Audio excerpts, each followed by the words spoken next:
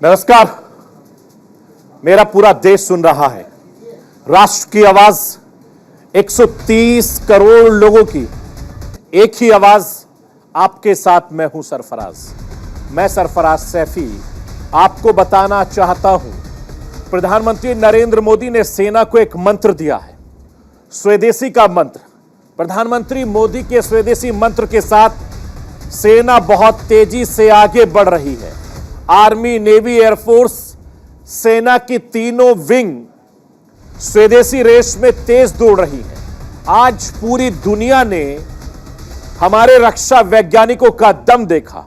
आज हमारे वायुसेना में स्वदेशी प्रचंड को शामिल किया गया। लंबे वक्त से हल्के लड़ाकू विमान की जरूरत हिंदुस्तान को थी। प्रचंड कैसे हिंदुस्तान की जरूरत को पूरा करता है, इसे देश के वैज्ञानिकों ने तैयार किया है। प्रचंड करेज कैसे अमेरिका मेड अपाचे को पीछे छोड़ता है, स्वदेशी प्रचंड की ताकत कैसे दुनिया को हैरान करने वाली है, ये आज राष्ट्र की आवाज के जरिए आपको बताऊंगा भी, समझाऊंगा भी और दिखाऊंगा भी। वहीं पाकिस्तान के पूर्व प्रधानमंत्री इमरान खान ने जब से सत्ता से बाहर हुए हैं, एक ही एजेंडे पर काम कर रहे हैं, किसी भी तरीके से प्रधानमंत्री शहबाज शरीफ को सत्ता से बाहर निकाला जाए। इसके लिए इमरान खान कोई कोर कसर नहीं छोड़ रहे हैं। इमरान खान की रैलियां शहबाज शरीफ की मुसीबतें लगातार बढ़ा रही हैं। अब दांव उल्टा पड़ गया है। इमरान खान की रैलियां अब इमरान खान के लिए ही मुसीबत बन गई हैं। रैलियों में इमरान खान की बदजुबानी, रैलियों में इमरान खान के समर्थकों का हंगामा कैसे इमरान खान की मुसीबत बढ़ा रहा है, कैसे इमरान खान पर मुकदमों का बोझ बढ़ा रहा है, कैसे इमरान खान को गिरफ्तारी का डर सता रहा है, यह आज मैं आपको दिखाने की कोशिश करूंगा। उधर ईरान में हिजाब विवाद थमने का नाम नहीं ले रहा है। ईरान में महिलाओं का विरोध प्रदर्शन लगातार तेज होता जा रहा है। ईरानी पुलिस प्रदर्शनकारियों के साथ सख्ती से निपट रही है। पुलिसिया कार्रवाई पूरी दुनिया की सुर्खियां बनी हुई हैं।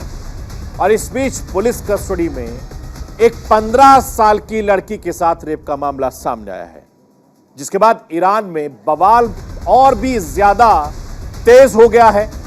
एक बार फिर से भड़क गई है अभी तक की हिंसा, और इस हिंसा में 36 लोगों की मौत हो चुकी है। यह खबर भी मैं आपको दिखाऊंगा। मैं अपने हिंदुस्तान के कोने कोने की आवाज को दिल्ली तक पहुंचाता हूं। दिल्ली की आवाज को देश के कोने कोने तक पहुंचाता हूं। नेताओं की आवाज को मैं आम लोगों तक पहुंचाता हूं। आम लोगों की आवाज को मैं अपने देश के हुक्मरानों तक पहुंचाता हूं। आपकी आवाज से मिलती है मेरी आवाज और बन जाती है राष्ट्र की आवाज।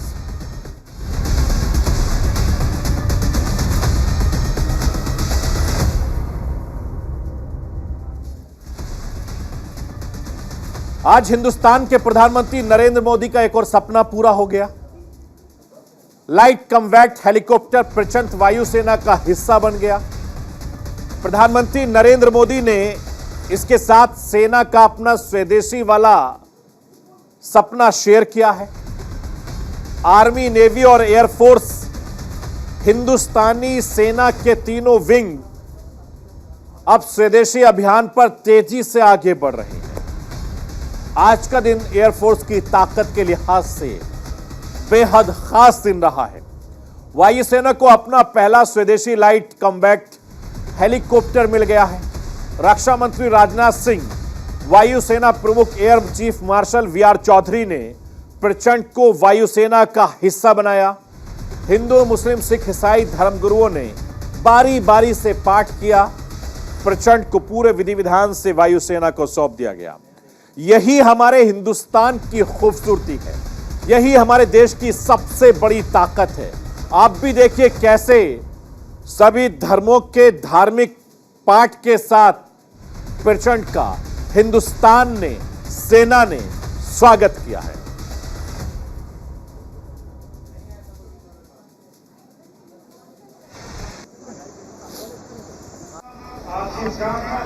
माननीय रक्षा मंत्री, chief of air staff, commanding officer 143 और सभी वायु परिवारों पर की कृपा देखिए अपना आशीर्वाद बनाए अपना उसको कुछ साल के लिए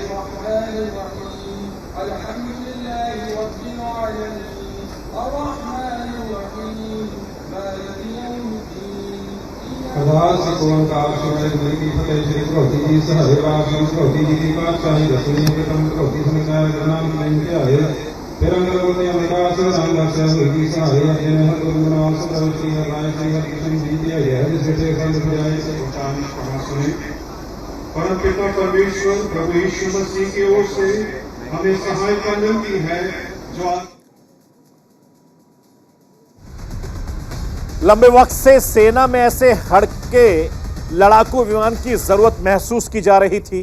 साल 1999 के कारगिल युद्ध के दौरान प्रचंड जैसी क्षमता वाले हेलीकॉप्टर की बहुत जरूरत गंभीरता से महसूस की गई और उसी वक्त से वायुसेना के अधिकारी और रक्षा वैज्ञानिकों ने इस दिशा में गंभीरता से विचार करना शुरू किया। तकरीबन 20 साल की रिसर्च और डेवलपमेंट का नतीजा आज पूरे देश के सामने है। दुनिया की बड़ी ताकतों के सामने, देश के दुश्मनों के सामने यह हिंदुस्तान की ताकत है जिसे स्वदेशी मंत्र कई गुना और ज्यादा बढ़ा दिया है।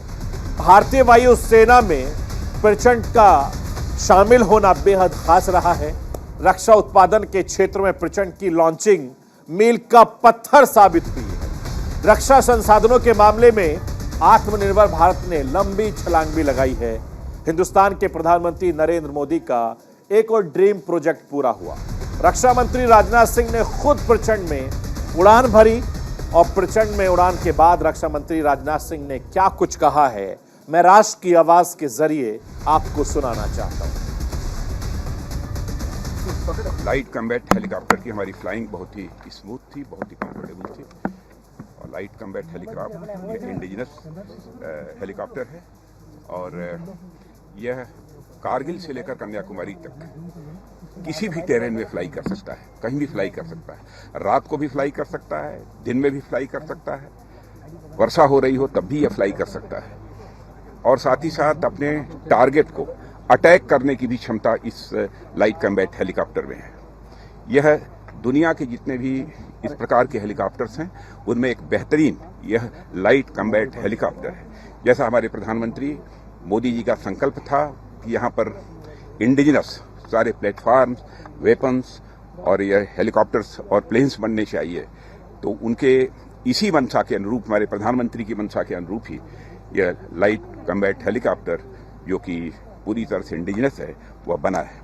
इसमें मिसाइल के द्वारा भी मार सकता है, अन्य भी बहुत सारे दूसरे इक्विपमेंट्स हैं जिनके द्वारा भी यह अटैक कर सकता है।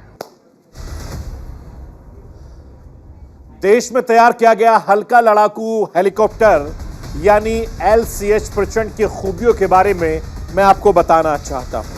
इसे हिंदुस्तान एयरोनॉटिक्स लिमिटेड ने तैयार किया है। ये 51.10 फीट लंबा है, 15.5 फीट ऊंचा है। SCL प्रचंड में 2 लोग बैठ सकते हैं। ये 5000 मीटर की ऊंचाई पर भी उड़ान भर सकता है।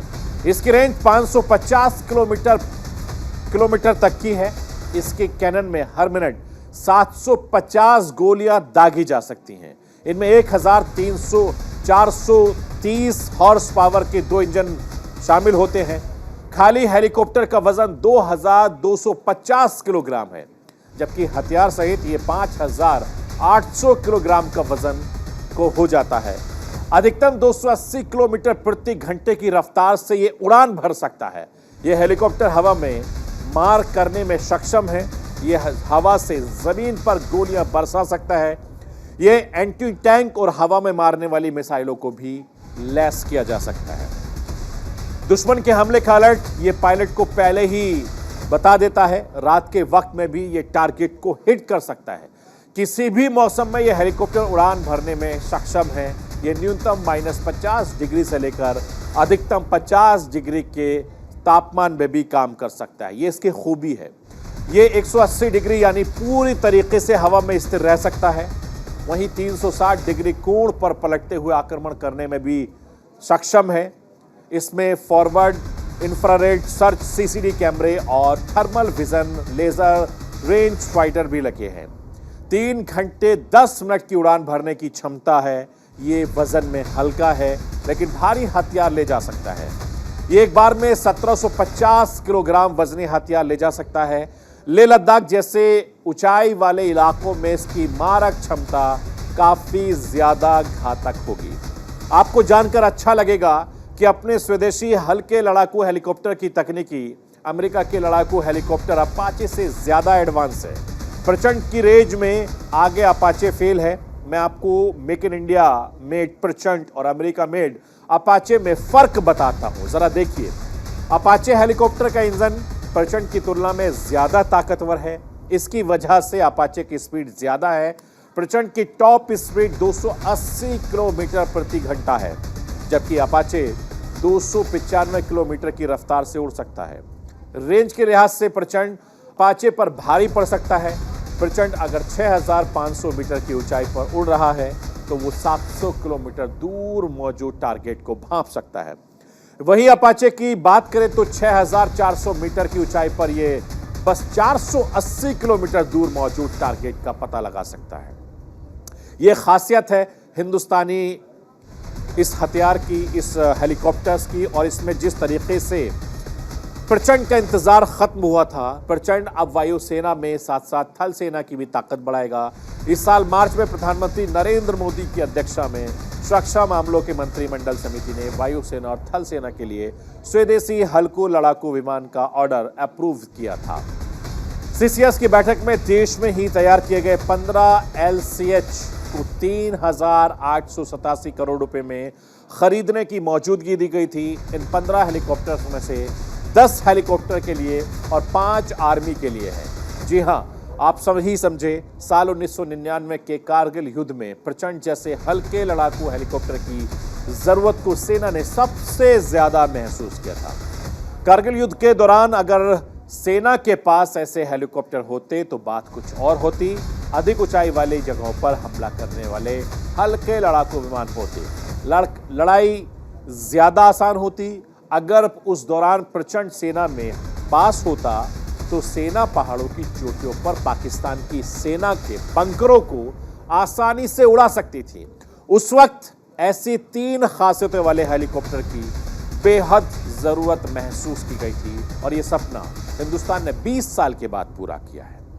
कारगिल युद्ध के दौरान सेना में अधिकारियों ने एक ऐसे हेलीकॉप्टर की जरूरत को महसूस किया जो ज्यादा से ज्यादा वेपन के साथ गोला बारूद का भार उठा सके, इसमें पर्याप्त फ्यूल हो सके, अधिक वक्त हवा में रह सके, मौसम जिस भी प्रभाव को डाल ना सके, रेगिस्तान की गर्मी के साथ हिमालय के बहुत ऊंचे वाले पहाड़ियों पर पड़ने वाली कड़ाके की सर्दी एक जैसी पावर हो सके, उसका ये विकल्प तैयार किया गया है। प्रचंड के निर्माण में इन तमाम जरूरतों पर ध्यान दिया गया। 20 साल की रिसर्च और टेस्टिंग के बाद प्रचंड ने आकार लिया। मैं आपको प्रचंड की निर्माण यात्रा के बारे में बताना चाहता हूं। प्रचंड के मेकिंग के दौरान जो महत्वपूर्ण पड़ाव सामने आए हैं उसके बारे में मेरी टीम ने बहुत मेहनत से रिसर्च की है, आप भी देखिए। साल 2004 में एससीएल ने पहली बार यूटिलिटी हेलीकॉप्टर ध्रुव के फ्रेम का हल्का लड़ाकू विमान बनाने के अपने प्रयास के बारे में बताया था। साल 2008 में प्रचंड के पहले मॉडल की पहली सफल उड़ान की खबर आई। इससे LCH बनने की दिशा में आधा रास्ता तय माना जा रहा था। साल 2011 में SCL के शुरुआती मॉडल का फ्लाइट टेस्ट हुआ, सफल रहा। इसे फाइनल ऑपरेशन क्लियरेंस मिली। फिर साल 2012 में ट्रायल की शुरुआत हुई। समुद्र की सतह से ऊपर लेके ठंडे मौसम में सियाचिन में 13,600 से लेकर 15,800 फीट की ऊंचाई पर जोधपुर के तपते रेगिस्तान में ट्रायल किया गया। सबसे प्रचंड मॉडल सफल रहा, कामयाब रहा, तब जाकर सेना में शामिल किया गया। तमाम ट्रायल के बाद सफल होने के बाद हिंदुस्तान के पहले हल्के लड़ाकू हेलीकॉप्टर का सपना पूरा हो गया है। हिंदुस्तान के प्रधानमंत्री नरेंद्र मोदी के सपने को पूरा करते हुए स्वदेशी प्रचंड सबके सामने है। प्रचंड की पहली क्वाड्रीन की तैनाती जोधपुर में की जा रही है। चीन हो या पाकिस्तान, प्रचंड दुश्मन देशों के दिलों की धड़कन तेज कर रहा है। प्रचंड दुश्मनों के दिलों में दहशत पैदा कर रहा है। प्रचंड हिंदुस्तान की वायुसेना की ताकत है। प्रचंड हिंदुस्तान की आर्मी की सबसे बड़ी ताकत के तौर पर देखा जाएगा।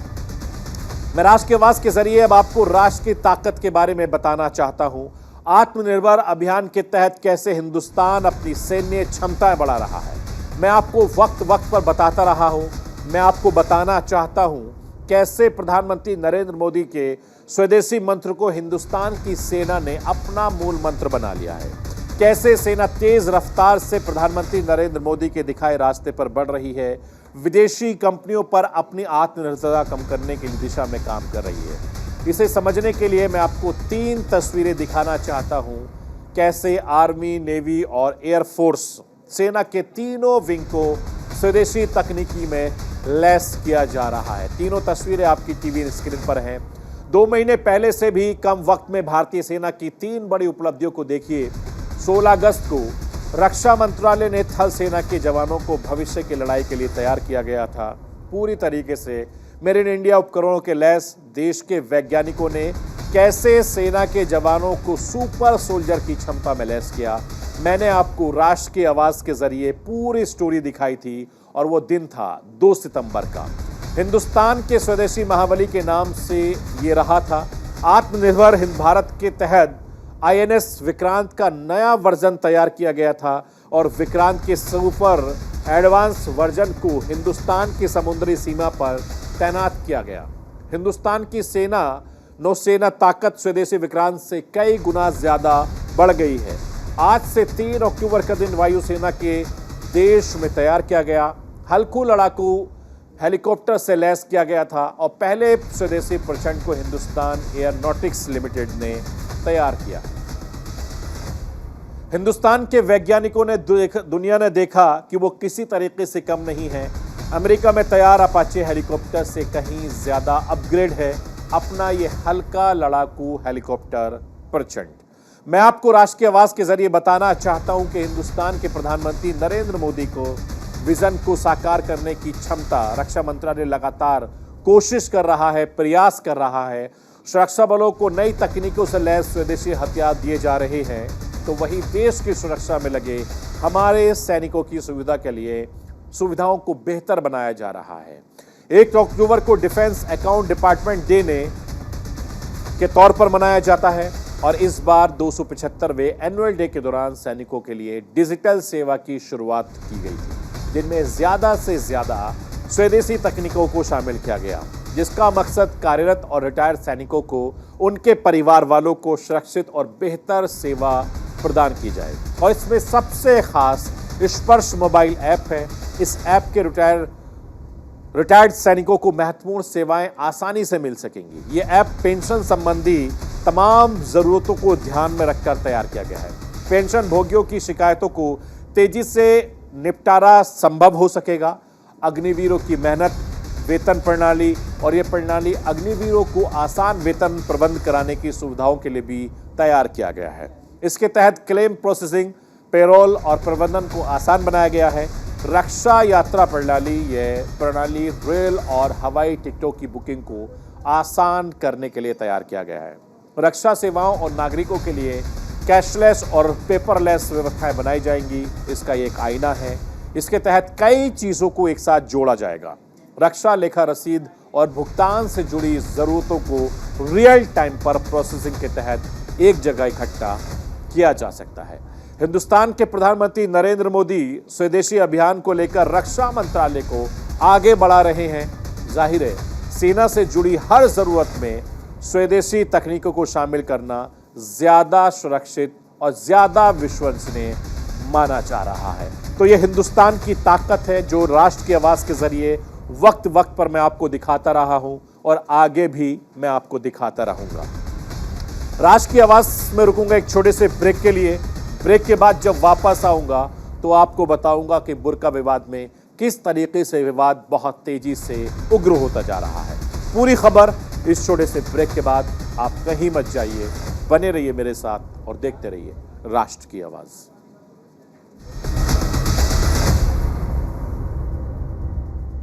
पाकिस्तान के पूर्व प्रधानमंत्री इमरान खान को राहत मिली है। जिस मामले में उन्हें गिरफ्तारी की तलवार लटक रही थी, उस मामले में उन्हें जमानत मिल गई है। कोर्ट ने शुक्रवार तक उनकी गिरफ्तारी पर रोक लगा दी है। मैं आपको यह बताना चाहता हूं, एक 20 अगस्त को एक रैली के दौरान इमरान खान ने एक जज को धमकी दी थी। जज के लिए अपमानजनक शब्दों का इस्तेमाल किया था, भाषा का प्रयोग किया था और इस मामले में उनके खिलाफ वारंट जारी कर दिए गए। उनकी गिरफ्तारी होनी थी, लेकिन कोर्ट ने उन्हें राहत देते हुए अग्रिम जमानत दे दी है। यह दूसरी बार है जब इमरान खान गिरफ्तार होने से बचे हैं। देखना दिलचस्प होगा कब तक इमरान खान अपनी गिरफ्तारी से बचते रहेंगे।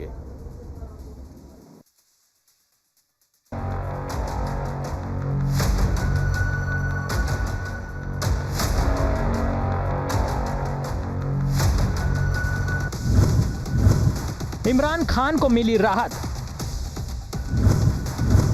जज को धमकी देने के केस में मिली जमानत। एक रैली में जज को दी थी धमकी। जेल जाने से बचे इमरान खान। अब शुक्रवार तक जेल नहीं जाएंगे इमरान खान। पूर्व पीएम के खिलाफ जारी हुआ था अरेस्ट वारंट। जब से इमरान खान पाकिस्तान की सत्ता से बेदखल हुए हैं, तब से पाकिस्तान की सरकार से ज्यादा वो ही चर्चा में रहते हैं।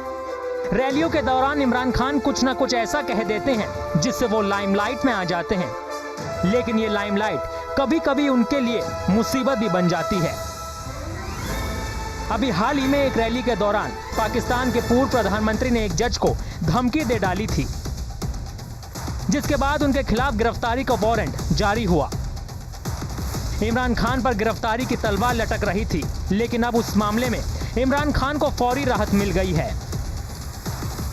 अदालत ने शुक्रवार तक उनकी गिरफ्तारी पर रोक लगा दी है। जी हां, पाकिस्तान की एक अदालत ने इमरान खान को अंतरिम जमानत दे दी। ये शुक्रवार तक के लिए ही दी गई है। उन पर अतिरिक्त जिला एवं सत्र न्यायाधीश जेबी चौधरी के बारे में आपत्तिजनक टिप्पणी करने का आरोप है। अदालत ने 10,000 रुपए के बॉन्ड पर इमरान खान को अंतरिम जमानत दी है।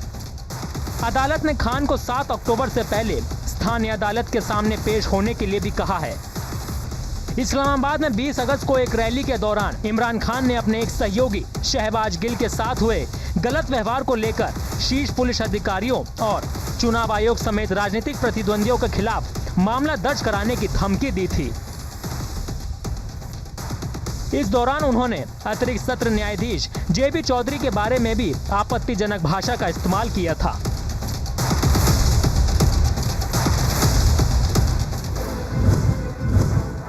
अगस्त के भाषण के कुछ घंटों के बाद इमरान खान के खिलाफ पुलिस, न्यायपालिका और देश के अन्य संस्थानों को धमकाने के आरोप में मामला दर्ज किया गया था।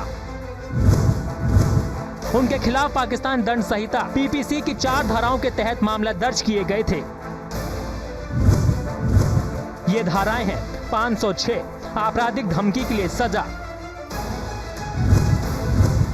504 शांति भंग करने के लिए इरादे से जानबूझकर अपमान, 189 लोक सेवक को चोट की धमकी 188 के तहत मामला दर्ज किया गया था। लेकिन जज को धमकी के मामले में जमानत मिल जाने से इमरान खान की मुश्किलें खत्म नहीं हुई। पाकिस्तान में ऑडियो लीक के मामले में भी पूर्व प्रधानमंत्री इमरान खान और उनकी पार्टी के शीर्ष नेताओं के खिलाफ कानूनी कार्रवाई की जा रही है। आपको बता दें कि हाल ही में इमरान खान का एक ऑडियो लीक हुआ था।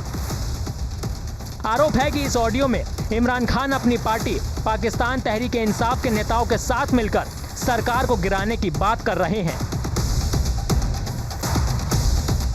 इतना ही नहीं, पूर्व प्रधानमंत्री इमरान खान के खिलाफ पहले आतंकवाद से संबंधित धाराओं में भी मामला दर्ज किया गया था, लेकिन इस्लामाबाद हाईकोर्ट के निर्देश पर ये आरोप हटा दिए गए थे और मामले को आतंकवाद निरोधक अदालत से सामान्य सत्र अदालत में ट्रांसफर कर दिया गया था। बहरहाल इमरान खान के खिलाफ पाकिस्तान में धड़ाधड़ मुकदमे दर्ज हो रहे हैं। इसे इमरान खान अपनी आवाज दबाने की साजिश करार दे रहे हैं। Bureau report, news India.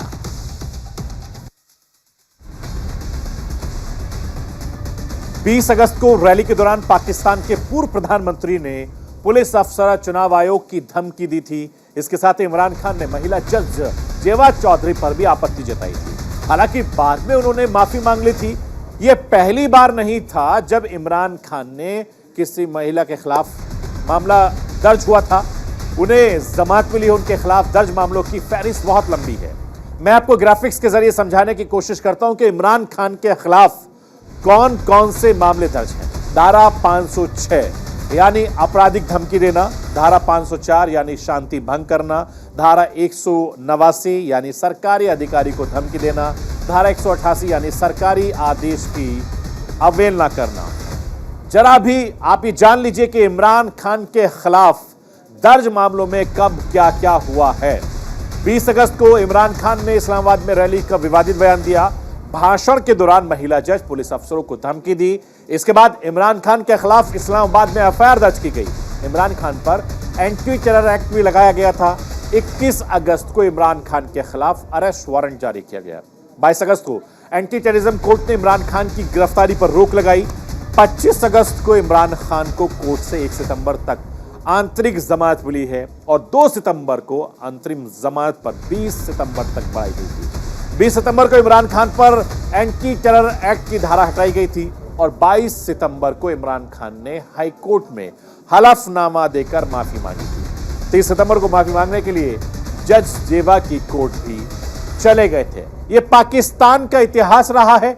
Imran Khan लगातार विवादों में घिरे रहे हैं और आने वाले वक्त में इमरान खान की मुसीबतें कम होंगी या नहीं, ये वक्त बताएगा। तो राष्ट्र की आवाज में आज मेरे साथ इतना ही। बाकी खबरों के लिए आप बने रहिए न्यूज़ इंडिया के साथ। कल रात 9 बजे फिर होगी आपसे मुलाकात।